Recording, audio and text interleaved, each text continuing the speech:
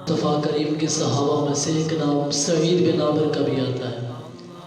فاروق اعظم نے انہیں ایک صوبے کا گورنر یا عامل مقرر کیا تھا، تو جس صوبے کا انہیں گورنر بنایا تو اس صوبے کے لوگوں سے کہا کہ مجھے غریبوں کی لسٹ بنا کر دو، مال غنیمت کہیں سے بہت زیادہ آ گیا تو میں ان غریبوں میں تقسیم کرنا چاہتا ہوں۔ آج کل تو گورنر ہاؤس اتنے بڑے ہیں کہ ان کے پاس سے گزرا نہیں جاتا، تو جب لسٹ بن کر آئی تو چوتھے نمبر پر نام گورنر کا بھی لکھا تھا، سعید بن عامر کا۔ تو فاروق اعظم نے گورنر کو بلایا اور کہا، ان سے کہنے لگے یار تو غریب تھا، تنگ دست تھا، مجبور تھا، تو نے مجھے کیوں نہیں بتایا؟ تیرے صوبے کے لوگ کہہ رہے ہیں۔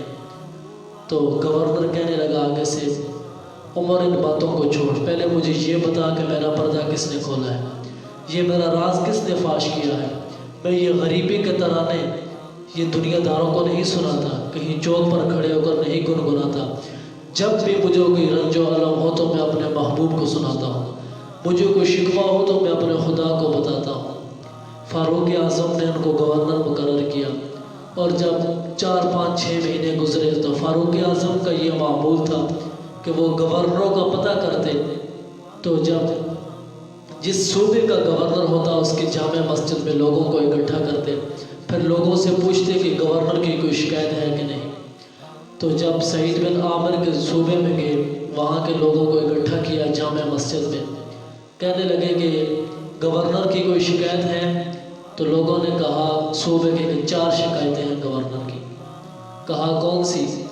کہا پہلی شکایت تو یہ ہے کہ جب یہ نئے نئے آئے تھے تو نماز فجر کے بعد مسجد میں بیٹھ جایا کرتے تھے، اب نہیں بیٹھتے، لوگوں سے ملاقات نہیں کرتے، چلے جاتے ہیں، اشراق چاشت کے وقت آتے ہیں۔ دوسری شکایت ان کی یہ ہے کہ ہفتے میں 1 دن ملاقات نہیں کرتے۔ تیسری شکایت یہ ہے کہ پہلے رات کو بھی ملاقات کرتے تھے، اب رات کو بھی ملاقات نہیں کرتے۔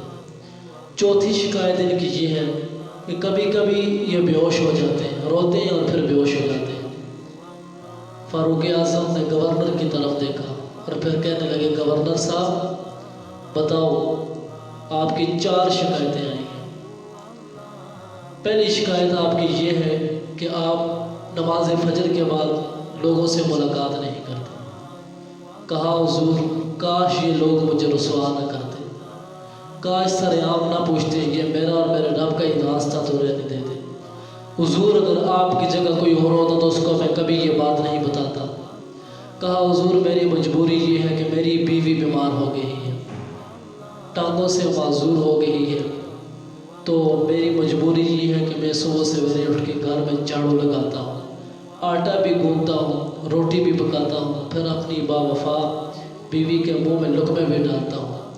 حضور وہ بھی ٹانگوں سے معذور ہو گئی ہے، اس کا پیشانہ میں بھی اٹھاتا ہوں، اس کا پیشاب میں اٹھاتا ہوں۔ حضور غریب ہوں، نہیں رکھ سکتا اپنے پاس کوئی غلام، غربت ہے، پاس کچھ نہیں ہے، تو بس میں اس لیے نہیں آ سکتا۔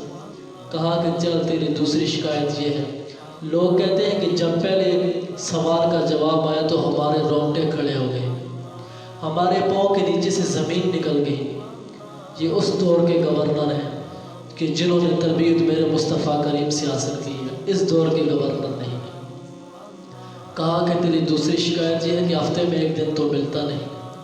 کہا حضور کاش کہ یہ لوگ رسوا نہ کرتے، میرا اور میرے رب کا ہی راستہ رہنے دیتے۔ حضور کہہ چکا ہوں جوڑا ایک ہی ہے کپڑوں کا میرے پاس، تو ہفتے میں 1 دن اسے دھو دیتا ہوں اور پھر اسے خشک ہونے کے لیے کہیں پھینک دیتا ہوں، تو پھر بیوی کے کپڑے پہن کر گھر میں بیٹھا رہتا ہوں، تو اس لیے میں نہیں آ سکتا۔ کہا کہ تیری تیسری شکایت یہ ہے کہ تو رات کو ملاقات نہیں کرتا لوگوں سے۔ کہا حضور، فاروق اعظم کہنے لگے، سعید بن عامر نے اپنی داڑھی کو پکڑ لیا، زور سے کھینچنے لگے اور پھر کہنے لگے عمر دیکھ ادھر، کوئی بال سفید نظر آتا ہے تجھے؟ اس کا مطلب ہے کہ پھل پک گیا ہے، کوئی پتہ نہیں مالک کا بلا لے، گناہوں کی لسٹ بڑی لمبی ہے، تو اس کے پاس بھی تو عمر جانا ہے نا۔ عمر میں نے دل مخلوق کے لیے رکھا ہے، رات خالق کے لیے رکھی ہے، مسلح پر بیٹھ جاتا ہوں، روتا ہوں، اس کو مناتا رہتا ہوں، ادھر بھی تو جانا ہے نا، ایک ایک عمل کا حساب دینا ہے۔ اگر ایک گناہ کا بھی اسے پتہ چل گیا، پتہ تو سارے سردار کی دیا تھا، سب کچھ پتہ ہے، من عالم کے من دانم، پتہ سب کچھ ہے، لیکن پھر بھی اس کو مناتا رہتا ہوں، کہیں وہ سر عام مجھ سے سوال نہ کر بیٹھے۔ کہا کہ تیری چوتھی شکایت یہ ہے کہ تو کبھی کبھی روتا ہے اور بے ہوش ہو جاتا ہے۔ کہا حضور 40 سال کی عمر میں نے کلمہ پڑھا ہے، اور جب 40 سال کی خطائیں دیکھتا ہوں تو پھر مجھ سے صبر نہیں ہوتا، مجھ سے صبر نہیں ہوتا، پھر میں بے ہوش ہو جاتا ہوں۔ جب یہ 4 سوال کے جواب مل گئے تو پھر سعید بن عامر کہنے لگے حضور میری آپ نے شکایت سنی، ان کا جواب بھی سن لیا، اب میری سزا کا اعلان کرو۔ عمر میری سزا کا اعلان کر، میں جاؤں، میرے پاس وقت نہیں ہے۔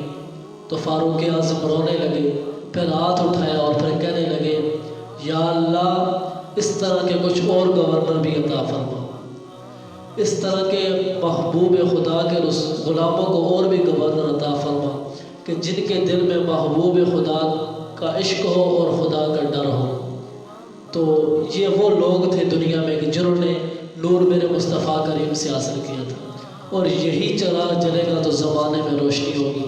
اللہ رب العزت سے دعا ہے کہ اللہ رب العزت ہمیں بھی ایسے حکمران عطا فرمائے کہ جن کے دلوں میں خدا کا ڈر ہو اور محبوب خدا کا عشق ہو اور لوگوں کے حقوق کے محافظ۔